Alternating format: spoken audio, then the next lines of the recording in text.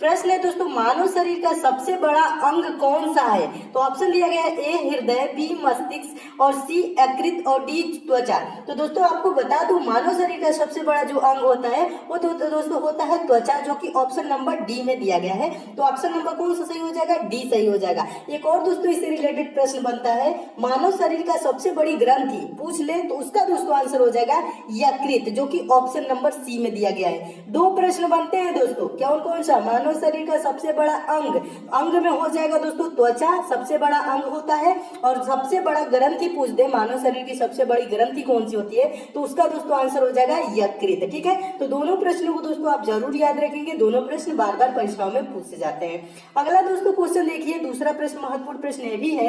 प्रश्न है दोस्तों, चींटियों के डंक में पाया जाने वाला अम्ल कौन सा है? तो दोस्तों जो चींटियां जब डंक मारती है, जैसे खुजलाहट होती है, तो किस अम्ल के कारण होता है? तो इसका दोस्तों आंसर हो जाएगा ऑप्शन नंबर सी, फार्मिक अम्ल, जो कि ऑप्शन नंबर सी में दिया है। तो इसे भी याद रखेंगे, ये भी बहुत बार पूछा जा चुका है। नेक्स्ट क्वेश्चन देखिए, अगला प्रश्न भी मोस्ट इंपोर्टेंट प्रश्न है।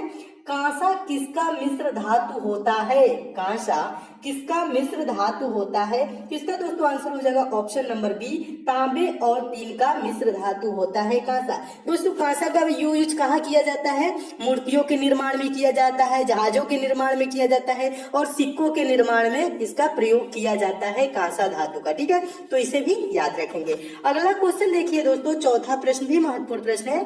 प्रश्न है, किसके जलने से CO2 गैस निकलती है? इसका दोस्तों आंसर हो जाएगा ऑप्शन नंबर डी, हीरा के जलने से CO2 गैस निकलती है। ठीक है, तो इसे भी याद रखेंगे। नेक्स्ट क्वेश्चन देखिए, पांचवा प्रश्न है। पांचवा प्रश्न भी बहुत महत्वपूर्ण प्रश्न है। निम्नलिखित में से कौन सा सबसे प्राचीन वेद है? सबसे प्राचीन वेद पूछ रहा है, तो दोस्तों इसका आंसर हो जाएगा ऑप्शन नंबर डी, ऋग्वेद सबसे प्राचीन वेद है। दोस्तों आपको बता दूं, ऋग्वेद में 10 मंडल, कितने मंडल है दोस्तों? 10 मंडल, और दोस्तों 1028 क्या है? सूक्ति है, ये भी याद रखेंगे। और दोस्तों आपको बता दूं 10,462 ऋचाएं हैं, ये भी याद रखेंगे। और एक और इससे रिलेटेड प्रश्न बनता है दोस्तों, गायत्री मंत्र का उल्लेख किस वेद में मिलता है? तो उसे भी दोस्तों याद रखेंगे, ऋग्वेद में गायत्री मंत्र का उल्लेख मिलता है। तो ये सब सारे प्रश्नों को आप जरूर याद रखेंगे, क्योंकि ये सारे प्रश्न बार बार परीक्षाओं में पूछे जाते हैं। अगला दोस्तों क्वेश्चन देखिए, छठा प्रश्न भी महत्वपूर्ण प्रश्न है। प्रश्न है, बारदोली सत्याग्रह का संबंध किससे है? तो इसका दोस्तों आंसर हो जाएगा option number D, Sardar Vallabh भाई पटेल से बारदोली सत्याग्रह का संबंध है। दोस्तों बारदोली सत्याग्रह आंदोलन, ये जो था बारदोली सत्याग्रह, ये क्या था दोस्तों? तो इसके बारे में आपको बता दूं, यह एक प्रमुख किसान आंदोलन था। और ये कब हुआ था दोस्तों? 1928 ईस्वी में गुजरात में। कब हुआ था? 1928 ईस्वी में गुजरात में। इसे भी याद रखेंगे। सातवां प्रश्न देखिए दोस्तों, सातवां प्रश्न तो बहुत ही महत्वपूर्ण प्रश्न है। प्रश्न है, दिल्ली में हुमायूं का मकबरा किसने बनवाया था? तो इसका दोस्तों आंसर हो जाएगा ऑप्शन नंबर बी सही हो जाएगा, हाजी बेगम ने। हाजी बेगम का और क्या नाम था दोस्तों? बेगम हमीदा बानो, जो क्या थी दोस्तों? अकबर की माँ एवं हुमायूं की पत्नी थी। तो हुमायूं का मकबरा किसने बनाया था? तो याद हो गया होगा आपको, हाजी बेगम में, जो कि ऑप्शन नंबर बी में दिया गया है। नेक्स्ट क्वेश्चन देखिए दोस्तों, आठवां प्रश्न है। आठवां प्रश्न भी महत्वपूर्ण प्रश्न है। प्रश्न है, विश्व का सबसे पुराना रेलवे स्टेशन है? विश्व का सबसे पुराना रेलवे स्टेशन कौन सा है? आंसर हो जाएगा option number C, Liverpool. Liverpool दोस्तों विश्व का सबसे पुराना रेलवे स्टेशन है।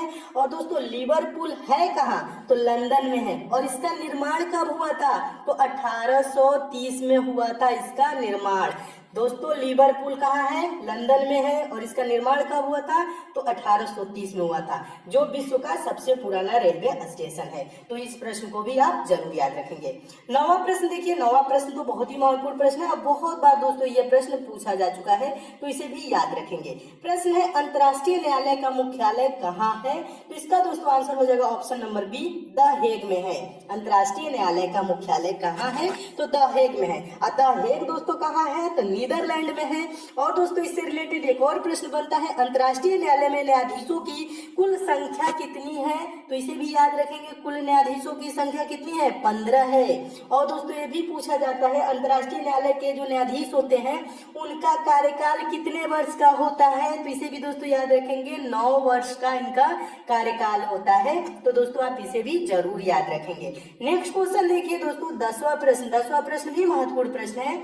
10वां प्रश्न है, सूर्य के चारों ओर घूमने वाले ग्रहों की कुल संख्या कितनी है, ये भी पूछा जाता है। तो दोस्तों सूर्य के चारों ओर घूमने वाले ग्रहों की संख्या कुल कितनी है, तो कुल 8 ग्रह है, जो कि ऑप्शन नंबर सी में दिया गया है। और कौन कौन से दोस्तों ग्रह है, तो 8 ग्रह का नाम आपको बता दूं, बुध है, उसके बाद शुक्र, पृथ्वी, मंगल, बृहस्पति, शनि, अरुण एवं वरुण। कौन कौन से ग्रह, एक बार और सुन लीजिए, बुध, शुक्र, पृथ्वी, मंगल, बृहस्पति, शनि, अरुण एवं वरुण, ये 8 ग्रह हैं जो सूर्य के चारों ओर घूमते हैं।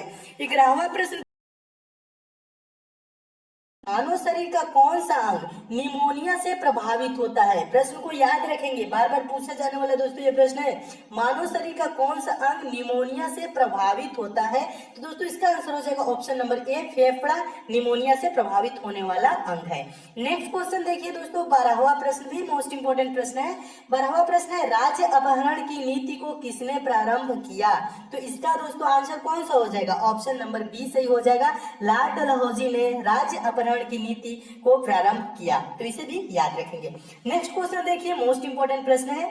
प्रश्न है, भारत के संविधान में प्रथम संशोधन कब किया गया, तो प्रथम संशोधन 1951 में किया गया, जो कि ऑप्शन नंबर ए में दिया है, तो ऑप्शन नंबर ए आपका सही हो जाएगा।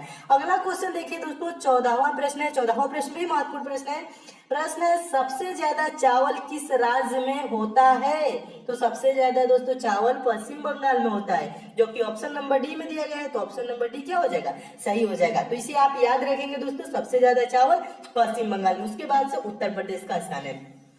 नेक्स्ट क्वेश्चन देखिए, 15वां प्रश्न भी महत्वपूर्ण है। प्रश्न है, दीनदयाल स्पर्श योजना के अंतर्गत मासिक छात्रवृत्ति की राशि कितनी है, दीनदयाल स्पर्श योजना के अंतर्गत मासिक छात्रवृत्ति की राशि कितना है, तो 500 रुपए है, जो कि ऑप्शन नंबर सी में दिया है, तो इसे भी याद रखेंगे 500 रुपए। Next question most important question है दोस्तों, ये बहुत बार परीक्षाओं में पूछा जा चुका है, इसलिए आप इसे जरूर याद रखेंगे। प्रश्न है दोस्तों, संपत्ति बाजार में रियल एस्टेट किसे कहा जाता है, संपत्ति बाजार में रियल एस्टेट किसे कहा जाता है, तो आंसर हो जाएगा ऑप्शन नंबर सी सही हो जाएगा। भूमि एवं रिहायशी क्षेत्र को संपत्ति बाजार में रियल एस्टेट बोला जाता है, तो इसे भी याद रखेंगे। नेक्स्ट क्वेश्चन देखिए, बार बार पूछा जाने वाला ये प्रश्न है, बहुत बार परीक्षाओं में पूछा जा चुका है। प्रश्न है दोस्तों, विश्व हिंदी दिवस कब मनाया जाता है, तो इसका दोस्तों आंसर हो जाएगा, प्रत्येक वर्ष 10 जनवरी को विश्व हिंदी दिवस मनाया जाता है, तो 10 जनवरी, इसे भी याद रखेंगे।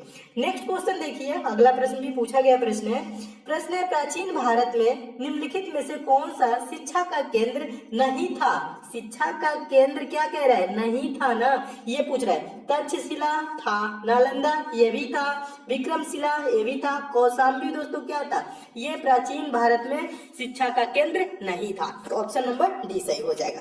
नेक्स्ट क्वेश्चन देखिए, अगला प्रश्न तो बहुत बार पूछा जा चुका है।